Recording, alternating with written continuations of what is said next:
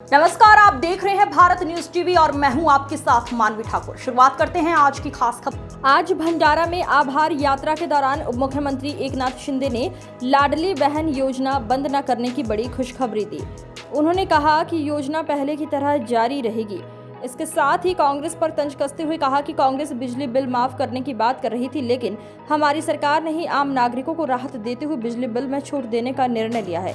ये फैसला लोगों के हित में है और सरकार हमेशा जनता के साथ लाडक्या बहिणींचा लाडका भाऊ ही ओळख सगळ्या माझ्यासाठी मोठी आहे आणि माझ्या लाडक्या बहिणींना मी सांगू इच्छितो, किती कुणी उलट सुलट बातम्या पसरवल्या, अफवा पसरवल्या तरी सुद्धा लाडकी बहीण योजना कधी बंद होणार नाही। कारण ज्या योजना आम्ही सुरू केल्या त्याचं प्रावधान केलेलं, त्याचं नियोजन केलेलं, प्रिंटिंग मिस्टेक म्हणणारं आमचं सरकार नाही।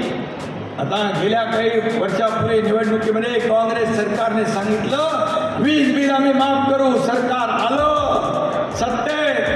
सत्तेत आल्याबरोबर वीज बिल लोकांना धडाधड गेली।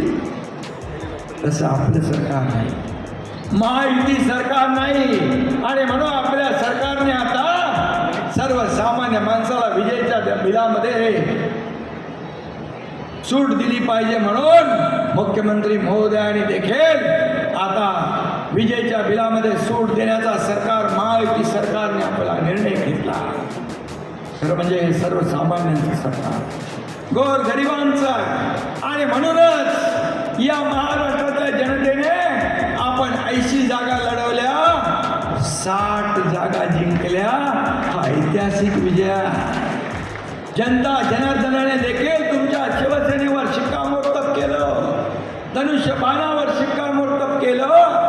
कारण आपली शिवसेना आणि धनुष्यबाण काँग्रेसला दावणीला बांधण्याचं पाप ज्यांनी केलं, सत्तेसाठी खुर्चीसाठी पण, हा एकनाथ शिंदे बाळासाहेबांचे विचार, हिंदुत्वाचा विचार याबाबत सत्तेसाठी कधी प्रतारणा करणार नाही, कधी तडजोड करणार नाही, हा शब्द मी आपल्या